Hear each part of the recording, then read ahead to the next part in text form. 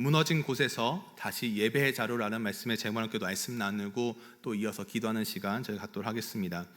오늘 설교는 저희가 다음 주 월요일부터 함께 매일 성경으로 만나게 될 역대하의 말씀을 묵상하기 전에 이 역대하는 어떠한 성경이고 어떠한 말씀으로 쓰여졌고 어떠한 교훈들이 담겨져 있는가를 좀 미리 살펴보기 위해서 오늘은 역대하의 좀 개관적인 부분 함께 좀 설교를 진행하면서 이제 마지막에 읽었던 이 본문이 어떠한 식으로 연결이 되고 마무리가 되는지를 좀 함께 좀 살펴보려고 합니다. 하나 좀 질문을 하면서 들어가려고 합니다.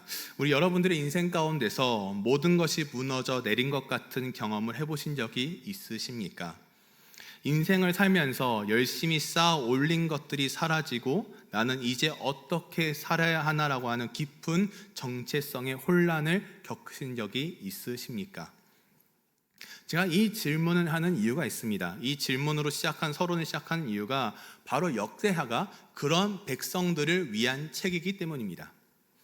나라는 망하고 성전은 불에 탔고 수십 년간의 포로 생활 끝에 고향으로 돌아왔지만 그들을 맞이한 것은 어떤 현실이었냐? 초라한 현실이었다는 것을 저희가 마주할 수 있는 것이죠. 그래서 그들은 하나님은 정말 우리와 함께 하고 계시는가? 하나님은 여전히 우리는 여전히 하나님의 백성이 맞는가라고 하는 질문을 묻게 되는 것이죠. 이 질문에 대한 하나님의 대답은 역대하를 통해서 살펴볼 수가 있는데요, 과거의 역사를 반복하는 것이 역대의 본문의 전체적인 것이 아니라 실패와 절망 속에서도 어떻게 하나님의 백성으로서 정체성을 회복하고 다시 일어설 수 있는 그 길을 보여주는 희망의 메시지가 담긴 말씀이 이 역대하라는 말씀입니다. 그래서 오늘 말씀을 통하여서 무너진 우리의 삶의 자리를 어떻게 회복시키는지, 그리고 우리를 어떤 존재로 다시 부르는지, 하나님께서 어떻게 말씀하시는지를 좀 살펴보려고 합니다. 말씀의 본론에 들어가면서 궁금한 점이 좀 들 수도 있겠죠. 왜 또 다른 역사서인가? 역대상과는 어떠한 차이가 있는가라는 것이죠. 원래 히브리 성경에서 역대상하는 분리되지 않은 한 권의 책이었습니다. 저자는 누구냐? 에스라라고 하는 저자였고요, BC 450년경에 기록이 되어 있습니다. 근데 역대상하가 분리되지는 한 권의 책이었지만 역대상과 역대하가 가지고 있는 분명한 교훈들이 있기 때문에 그 부분을 바로 잠시 후에 설명을 할 건데요, 그러면 기록 목적은 어떠한 목적으로 사용되었냐면 자막이 준비되어 있는데요, 하나님께서 다윗과 맺으신 언약이 인간의 간악함에도 불구하고 계속된다는 그 사실을 보여주고 있는 기록 목적을 가지고 있습니다. 그러면 이런 기록 목적을 가지고 그럼 역대하는 어떠한 특징을 가지고 있는가를 보니까 이렇게 나와 있습니다. 사무엘, 열왕기가 세계 만국을 다스리시는 하나님의 관심을 둔 반면에 역대기는 레위인과 제사장들을 비롯해 하나님의 말씀에 예배하는 자에 대한 축복의 중심을 두고 있다라고 이 특징을 설명할 수가 있습니다. 이것이 바로 역대하의 특징이라는 것이죠. 그러면 역대상과 역대하의 차이를 좀 보려고 하는데요, 역대상은 어디에 집중을 하냐? 우리의 뿌리는 누구인가라고 하는 것에 집중을 합니다. 우리의 뿌리는 누구인가?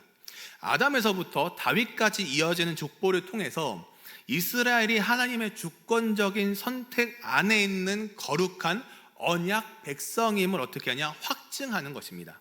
그리고 다윗을 통해서 예배의 완벽한 청사진, 즉 성전 건축의 모든 준비 과정을 보여주는 말씀이 역대상입니다. 그래서 이 역대상을 한 문장 이렇게 좀 짤막하게 정리를 하면 이상적인 하나님 나라의 설계도와 같다라고 정리를 할 수가 있습니다. 반면 역대상과 다르게 역대하로 넘으면서 역대하는 그 설계도가 실제 현장에서 어떻게 지어지고 어떻게 무너지고 또 어떻게 수리되었는지를 보여주는 시공 기록과 같다라는 것입니다.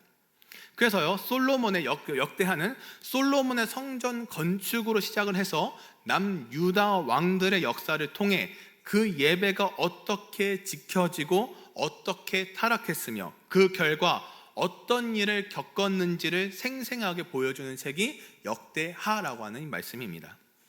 그래서 역대하를 통해서 보여주는 실제적인 질문은 과연 무엇이냐? 다른 것이 아니었습니다. 하나님께서 주신 거룩한 예배자의 삶을 이 시대를 살아가는 우리는 어떻게 살아내고 있는가입니다. 한 번 더 질문을 드리면, 똑같은 걸 한 번 더 설명하면, 하나님께서 주신 거룩한 예배자의 삶을 이 시대를 살아가는 우리는 어떻게 살아가고 있는가라는 질문인 것이죠. 그래서 역대하를 전체를 좀 36장까지 1장에서 보면 세 개로 구분을 지을 수가 있고요, 그 단락단락마다 중간중간에 좀 구분을 지을 수가 있는데요, 1장에서부터 9장까지는 솔로몬의 통치기입니다.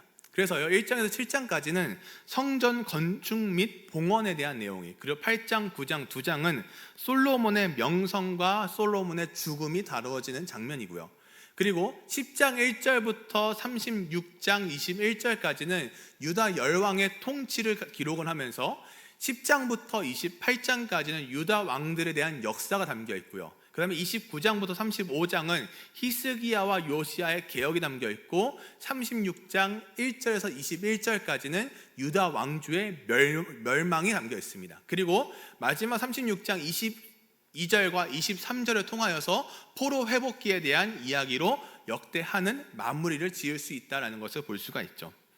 그 역대하는 어떤 핵심 메시지를 담고 있냐라고 보면 다른 것이 아닙니다. 수많은 왕의 이야기를 다루지만 그들을 평가하는 기준은 딱 하나였습니다. 그가 하나님 앞에서 올바른 예배를 드렸는가라고 하는 질문입니다. 이것이 역대하 전체를 관통하는 핵심 질문입니다. 그가 하나님 앞에서 올바른 예배를 드렸는가입니다. 크게 나눴던 이 세 가지 부분을 가지고 조금 더 설명을 드리려고 하는데요, 솔로몬의 통치기였던 1장에서 9장까지의 내용은 예배의 모범에 대해서 설명을 하고 있습니다. 솔로몬 시대에서는 하나님의 영광이 임한 시기로 역대하는 솔로몬의 통치를 시작을 하면서 그의 가장 위대한 업적은 부와 명예가 아닌 성전 건축이었다는 사실을 저희가 볼 수가 있죠. 그리고 성전 봉헌 기도를 마쳤을 때 놀라운 광경이 펼쳐집니다. 역대하 7장 1절에 보니까 이렇게 나와 있습니다. 솔로몬이 기도를 마침에 불이 하늘에서 내려와서 그 번제물과 제물들을 사르고 여호와의 영광이 그 성전에 가득하니 라고 되어 있습니다. 솔로몬이 기도를 마치고 불이 어떻게 됩니까? 하늘에서 내려와서라고 되어 있습니다. 그 번제물과 제물을 사르고 여호와의 영광이 그 성전에 가득했다라고 설명을 하죠. 하나님 중심적인 예배가 바로 설 때 그 공동체는 하나님의 임재와 영광이 가득하게 되어 있다는 것을 솔로몬을 통해서 설명을 하고 있습니다. 이것이 역대하에서 보여주는 가장 이상적인 모습인 것이죠. 그리고 10장 1절에서부터 36장 21절까지는 이 분열 왕국 시대 속의 모습을 보면서 예배에 실패가 있었고요, 그러나 예배의 실패는 있었지만 회복의 은혜도 있었다라고 10장 1절에서부터 36장 21절까지를 정리를 할 수가 있습니다. 솔로몬 죽음 이후 유다 왕들의 역사는 하나님을 찾는 삶과 하나님을 버리는 삶, 이렇게 완벽한 극명한 대조를 이루고 있다는 것을 말씀을 통해 저희가 살펴볼 수가 있는데요, 여호사밧처럼 하나님을 찾을 때 나라는 승리하는 장면이 역대하 20장에서 기록이 되어 있고요, 아하스처럼 하나님을 버렸을 때 나라가 망한 장면이 역대하 28장에서 나와 있습니다. 역대하 20장 18절과 30절에 보면 이렇게 나와 있는데요, 18절을 먼저 보면요, 여호사밧이 몸을 굽혀 얼굴을 땅에 대니 온 유다와 예루살렘 주민들도 여호와 앞에 엎드려 여호와께 경배하고 라고 되어 있습니다. 여호사밧이 어떻게 합니까? 몸을 굽혀 얼굴을 땅에 댑니다. 그러니까 온 유다와 예루살렘 주민들도 어떻게 합니까? 여호사밧처럼 땅에 엎드려 하나님께 경배하는 장면이 담겨 있다라는 것이죠. 30절에 보니까요, 그 결과입니다. 어떤 결과를 맞이했냐? 여호사밧의 나라가 태평하였으니 이는 그의 하나님이 사방에서 그들에게 평강을 주셨음이더라 라고 되어 있습니다. 여호사밧이 땅에 엎드려 하나님께 모든 것을 구하였던 그 결과가 무엇이었냐? 나라가 태평하였다라는 겁니다. 엄청난 결과를 맞이했죠. 태평하였고 그것은 누가 줬냐? 하나님이 사방에서 그들에게 평강을 주셨다라는 메시지가 담겨져 있습니다. 엎드린 결과였어요. 그 결과 하나님께서는 사방에서 그들에게 평강을 주셨던 반면 역대하 28장 1절에 보니까 어떻게 나와 있냐면요, 아하스가 왕 위에 오를 때 나이가 20세라 예루살렘에서 16년 동안 다스렸으나 그의 조상 다윗과 같이 아니하여 여호와 보시기에 정직하게 행하지 아니하고라고 되어 있습니다. 16년 동안 다스렸으나 그의 조상 다윗과 같이 아니하여서 어떻게 합니까? 여호와 보시기에 정직하게 행하지 아니하였다라고 명시가 되어 있습니다. 그렇다면 다시 반성하고 회개하면 되겠지만 28장 22절에 보니까 어떻게 나와 있냐면요, 이 아하스 왕이 공고할 때에 더욱 여호와께 뭐 했다고요? 범죄하여라고 되어 있습니다. 회개하고 다시 반성해서 하나님께 돌아간 것이 아니라 여호와께 더욱 범죄했던 모습을, 이 아하스 왕의 모습을 통하여서 볼 수가 있는 것이죠. 괴로움 속에 있으면서 어떻게 합니까? 하나님께 더 많은 죄를 짓는 장면을 보게 됩니다. 25절에서는 다른 신들을 섬기는 산당들을 만들기도 했고요. 역대하는 여기서 한 걸음 더 나아가서 가장 절망적인 실패 속에서도 회개할 때 부어지는 하나님의 놀라운 은총을 보여주는 결정적인 인물을 한 명을 소개합니다. 그 인물은 누구였냐? 유다 왕들 중에서 가장 악했던 므낫세입니다. 그는 온갖 우상을 세우고요, 자기 아들을 불 가운데로 지나가게 하는 끔찍한 죄를 저질렀던 사람입니다. 그의 죄로 인해서 나라는 심판을 피할 수 없게 된 것이죠. 이 상황 속 그가 아수르의 포로로 끌려가 고통 속에서 하나님께 부르짖었을 때 놀라운 일이 벌어집니다. 역대하 33장 12절과 13절인데요. 이렇게 나와 있습니다. 그가 환난을 당하여 그의 하나님 여호와께 간구하고 그의 조상들의 하나님 앞에 크게 겸손하여, 13절에 보니까요, 기도하였으므로 하나님이 그의 기도를 받으시며 그의 간구를 들으시사 그가 예루살렘에 돌아와서 다시 왕위에 앉게 하심에 므낫세가 그제서야 여호와께서 하나님이신 줄을 뭐라고요? 알았더라라고 되어 있습니다.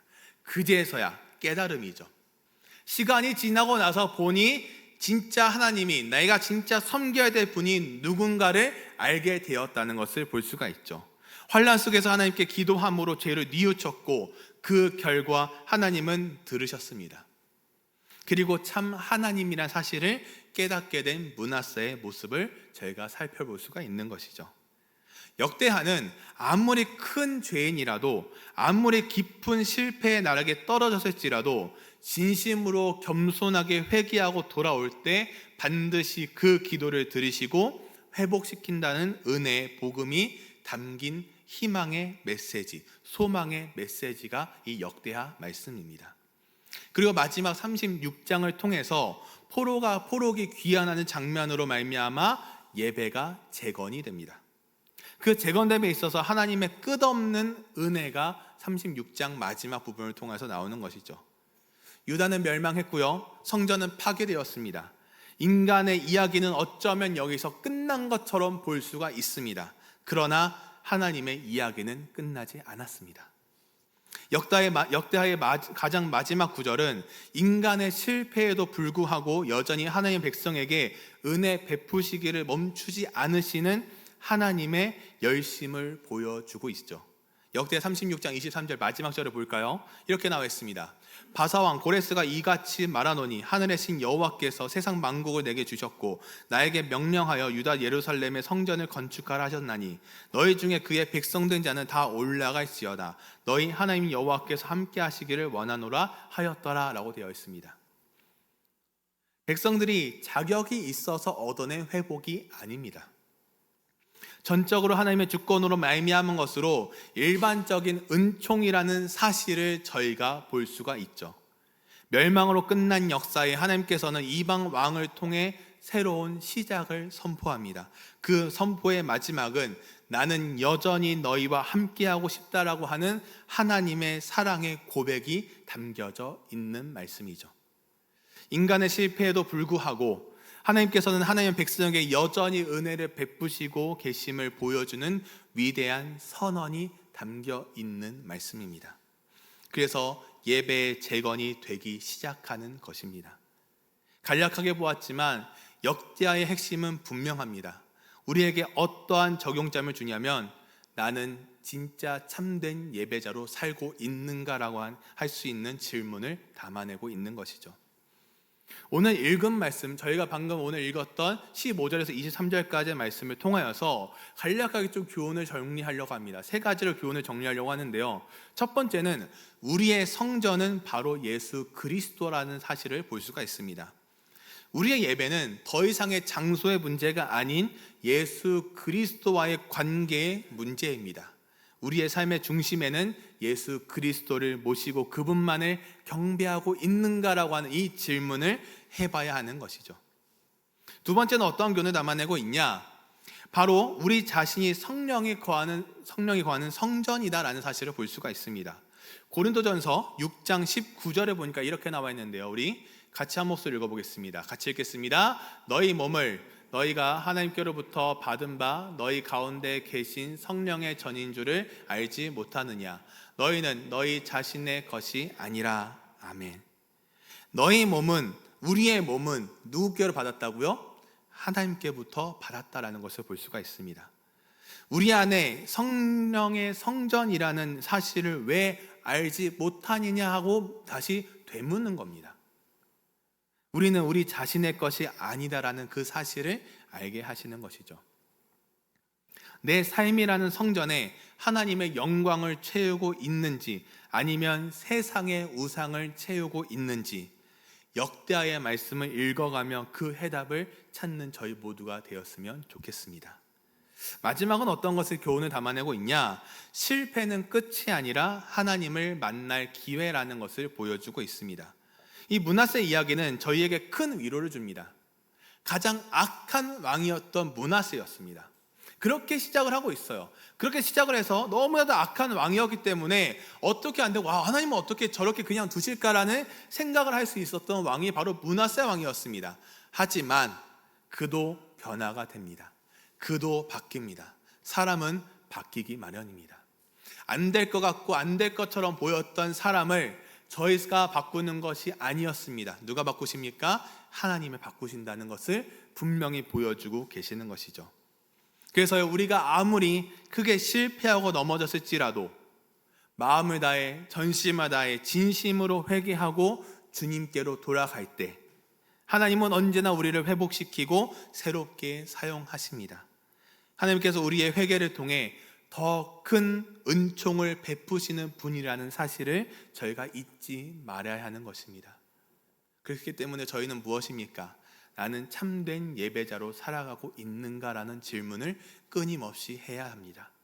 참된 예배자는 이 공간 가운데서 이 예배당에서 예배를 열심히 드리는 자가 참된 예배자로 설명하는 것이 아닙니다.